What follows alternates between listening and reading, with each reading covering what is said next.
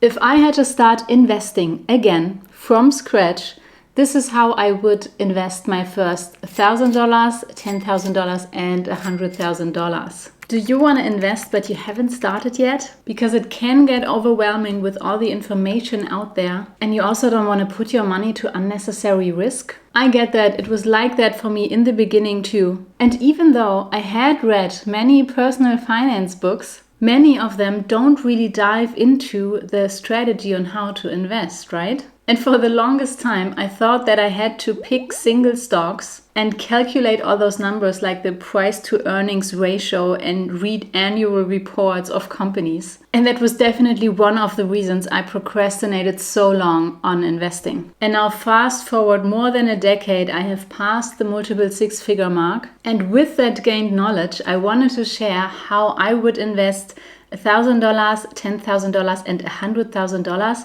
if I had to start all over again. So you can save time and stop procrastinating. If we haven't met, I'm Sophia. I've been learning about personal finance and investing for more than a decade now. I have a passion for building wealth, but also for luxury, and I'm always looking for ways on how to get both. If that sounds like your cup of tea, consider subscribing. And now let's start with how I would invest the first $1,000. And while I'm doing this, I will walk you through my thought process so that you know how I think about this and also what kind of questions I ask myself.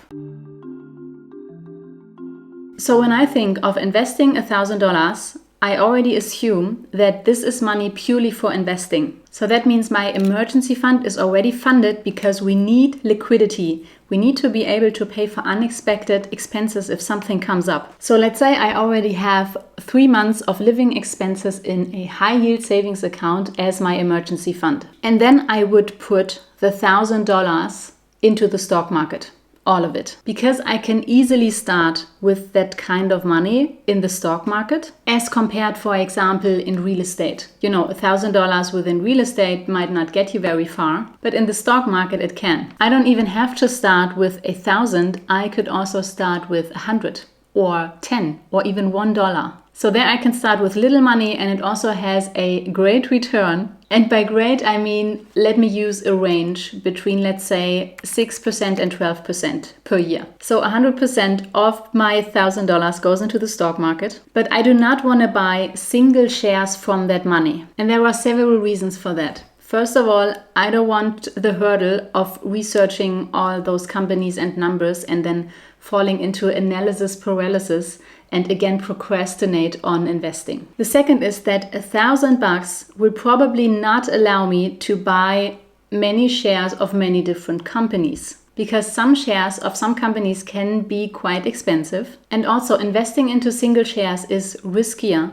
because if one company goes bankrupt, then I carry the whole risk of that. So if one company that I bought shares from goes bankrupt, my money is gone. So what I would do is I would pick an index fund. An index fund that is low in cost, because I don't want to pay high fees. And by high fees, I mean everything that is 1% or more than that. And I would pick only one fund. I would pick one fund that is diversified over a whole market. So my personal choice would probably be a world index, like for example the MSCI World or the FTSE All World, because then I have hundreds if not thousands of companies in one product that I buy. And if one company in this index goes bankrupt, it just gets replaced by another one. So it may still affect the price of the fund, but at least that's something I can sit out. That is not possible if a company which single shares you bought really goes bankrupt. And even if I would choose not a world index, but let's say a region, like for example the S&P 500 for the US or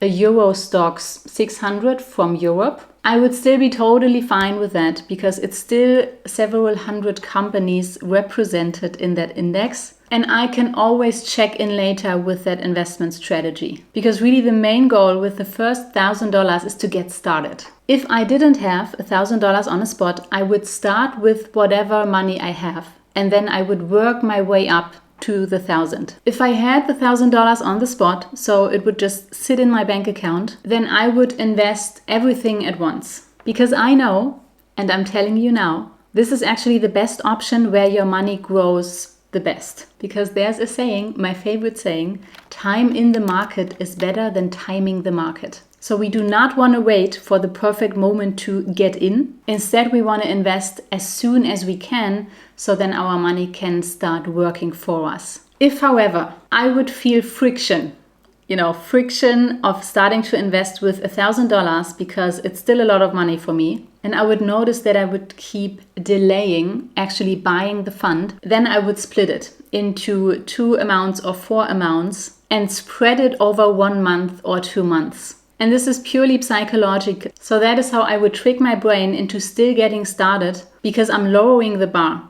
Instead of putting 1,000 into the market at once, I maybe start with, 200 or 500. And starting with smaller steps is still better than not investing at all or not starting at all. That's already it for the 1K. And then the first thing I would do is I would celebrate that I invested my first $1,000 into the stock market, because I like to celebrate, and also celebrating financial milestones is important so we stay motivated and we keep going. It creates this positive feedback loop. And the second thing I would probably do is to think, that wasn't actually that hard. Now let me get to 10,000. And one way to figure out how to get there as fast as I can would be to take a close look at my expenses, so that I can see where I'm maybe spending money where it doesn't actually, provide me as much value or doesn't mean that much to me. And then I would free up that money so that I have more to invest. I have used an Excel sheet for this for many, many years now. You just type in all the numbers of your expenses and it automatically calculates everything together for you. And you also see at a glance how much you're spending in different categories. If you want to use it as well, it's free, link down below. And then when I freed up all that money, here's how I would invest $10,000. So first I would look at the $1,000 that I invested into my one fund, and I would evaluate if I'm still happy with that strategy. And for me, that would probably be, this world fund I chose, it costs 0.3% or something. It's easy to buy, it's hugely diversified.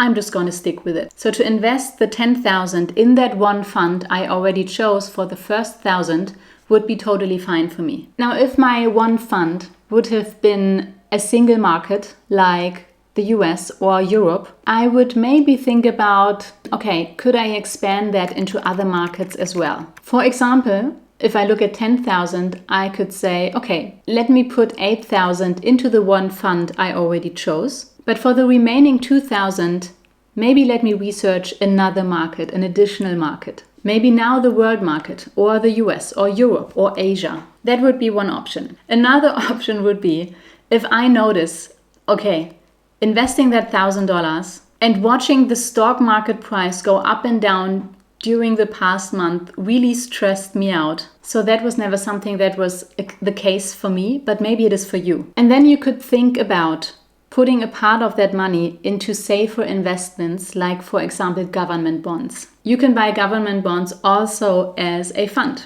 where several different government bonds are bundled together. So it's also diversified and it's also low cost. And that is because bonds, it does depend on the type of bond, but in general, bonds are what tend to keep your portfolio, so everything that you invested as a whole, tends to keep it more stable. So generally speaking, when you have a mix of bonds and stocks, the price fluctuation of your whole portfolio will not go like crazy if it were only stocks. So it would even out the curve, but it would also not grow as fast over a long period of time. Or it could be the other way around, that you say, this was actually fun getting here. I wasn't bothered by the price fluctuations at all. And in fact, I would like to add a little more risk to my little portfolio so that I have a higher potential gain. And you could do that, for example, and I did that too.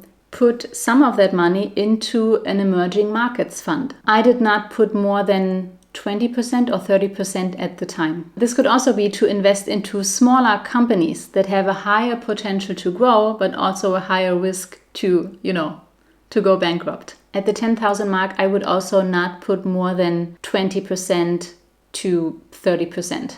Or if you wanted to, you could go for a completely different asset class, like, for example, crypto. So if I wanted to try it out, I would start with 3% of my whole portfolio or less. So with $10,000 invested, that would mean I would start playing with $300. Again here, if I had the $10,000 on the spot, I would invest it as the lump sum. So everything at once, except when I feel friction. Then I would split it up again. And now we're already on our way to the first 100,000. And the first 100,000 is a very important financial milestone because as of $100,000, it really starts showing how your money grows. It also does grow before that, of course. Every money you invest starts working at the minute you invest it. But with $100,000, you can really see your money grow faster. And that is the reason why I would look into, okay, how can I get from $10,000 to $100,000 fast? So I would again look further into savings potential of my expenses, like in the beginning, by tracking my expenses. And I also would look at, okay, how can I increase my income so that I can put more towards my investments, even if it's just temporary. And then $100,000 already gives us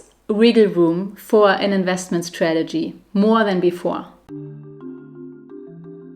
And the first thing I would do is check, okay, is my emergency fund at the moment still sufficient? Or do I maybe need to increase it? I personally count my money from the emergency fund into my portfolio. So my emergency fund is the cash part. And as such, because cash is a safe investment, it also balances out my whole portfolio. Let's say, for example, you would like to keep 10% of your portfolio or 20% in cash. That would mean 10,000 or 20,000 in cash. That is what I aim for. So I aim for 10% cash in my portfolio, and the rest of the 90% is supposed to be stock market, roughly. So what I did with my first $100,000 is I stayed with my world portfolio, at least for the majority of the 90%. But instead of just one fund that represents the whole world, I split it up. So I split it over 7 different ETFs that represent certain regions of the world and also large caps and small caps. Large caps as in huge companies with a huge market capitalization, and small caps as in smaller companies with only little market capitalization, but therefore already potential to grow. But I also could have stayed either with my one fund, my one world fund.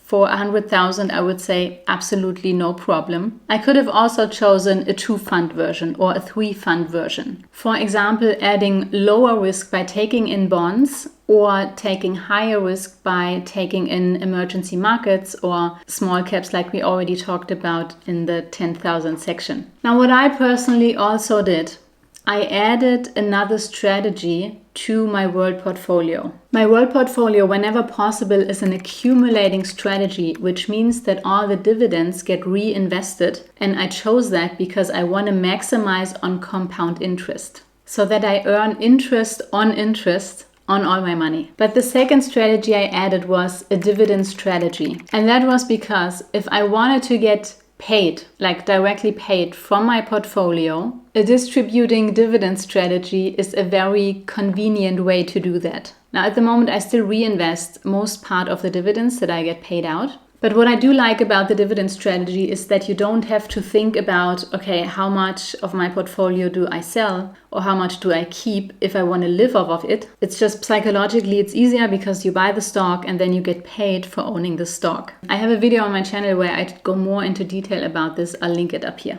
And I also started to invest money into crypto and into P2P lending. P2P lending is when you lend out your money to other people who need the money and you get paid interest in return. Usually there are these big P2P lending platforms where you can do that. But both taken together, so crypto and P2P lending are still less than 5% of my whole portfolio. So if you want to start looking into other asset classes as well, $100,000 definitely is a good mark to get started. This doesn't mean just crypto or peer-to-peer lending. It can also mean single stocks if you want to try it out, or real estate if that's your thing. It's just with these higher risk investments, I would still not put much more than 5 to 10% of the portfolio in them, because even though 100,000 is a very nice buffer to have, it's still a spot, at least in my eyes, that makes you vulnerable to loss, at least to a massive loss of like